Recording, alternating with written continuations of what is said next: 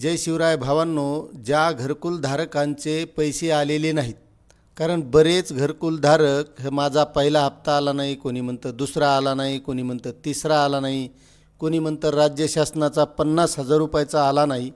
मग अशा घरकुलधारकांसाठी राज्य शासनानं आज 3 असे महत्त्वाचे शासन निर्णय काढलेले आहेत. आणि ज्या घरकुलधारकांना आत्तापर्यंत पैसे मिळालेले नाहीत त्यांच्यासाठी हे महत्त्वाचे असे 3 शासन निर्णय आहेत. आणि हे तिन्ही शासन निर्णय आपण या एकाच व्हिडिओमध्ये बघणार आहोत.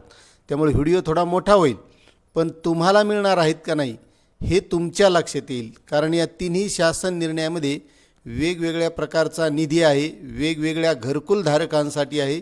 त्यामुळे हे महत्त्वाचे असे 3 शासन निर्णय आहेत आणि हे आपण सविस्तरपणे बघणार आहोत. त्यामुळे तुम्ही जर आपल्या चॅनलवर नवीन असाल तर चॅनलला सबस्क्राईब करा, व्हिडिओला लाईक करा आणि जास्तीत जास्त बांधवांना ही माहिती शेअर करा. तर हा मित्रांनो पहिला शासन निर्णय आहे 25 मार्च 2026 रोजी निर्गमित झालेला. तर आता या शासन निर्णयाअंतर्गत नेमका निर्णय काय आहे हेच आपण बघणार आहोत. जे काही प्रस्तावना आहे ते काही बघणार नाहीत.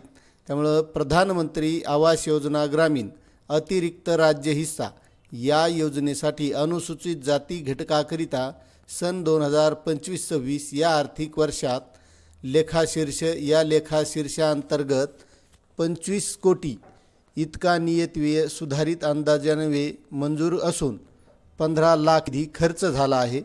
वित्त विभागाच्या संदर्भाधीन दिनांक 7/4/2025 व 29/1/2026 रोजीच्या शासन निर्णयान्वये सन 2025-26 या आर्थिक वर्षाकरिता निधी वितरणाची कार्यप्रणाली ठरवून दिलेली आहे.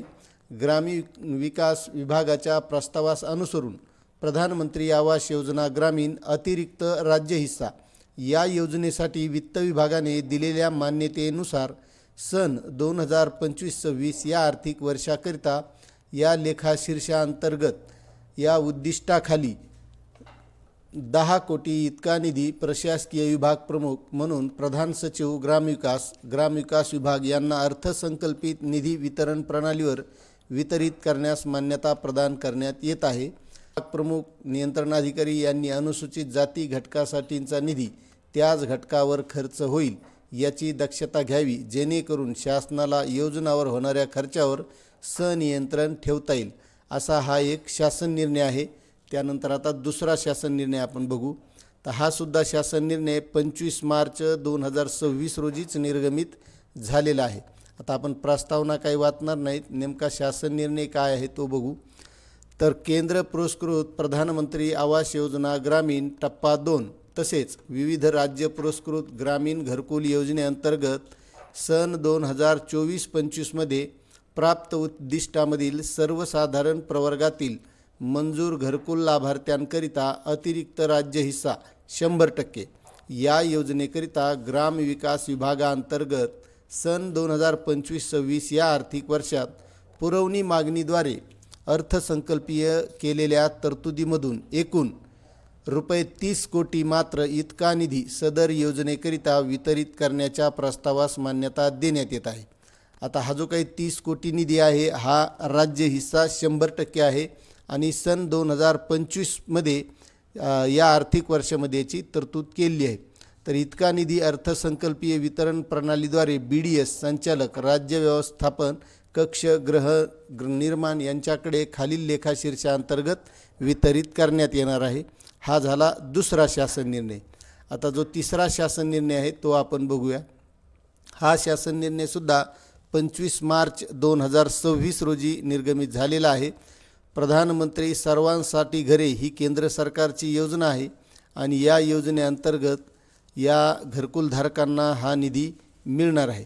आता हा शासन निर्णय असा आहे की प्रधानमंत्री आवास योजना ग्रामीण सर्वसाधारण प्रवर्ग घटकाअंतर्गत संदर्भ क्रमांक 5 येथील दिनांक 1/10/2025 रोजीच्या शासन निर्णयान्वये वितरित निधीत सुधारणा करण्यात येत असून केंद्र शासनाच्या संदर्भ क्रमांक 1 येथील दिनांक 26/2/2026 रोजीच्या आदेशान्वये सन 2025-26 या वर्षासाठीच्या ड्रॉईंग लिमिटचे मदर सँक्शननुसार प्राप्त निधीपैकी वितरित करणे बाकी राहिलेला केंद्र हिस्साचा एकूण रुपये 79,84,62,हजार फक्त कार्यक्रम निधी व समरूप राज्य हिस्सा हा 53,23,07,332 रुपये असे एकूण 133,07,69,332 एवढा निधी सर्वसाधारण प्रवर्गाकरिता वितरित करण्यास व त्या प्रमाणात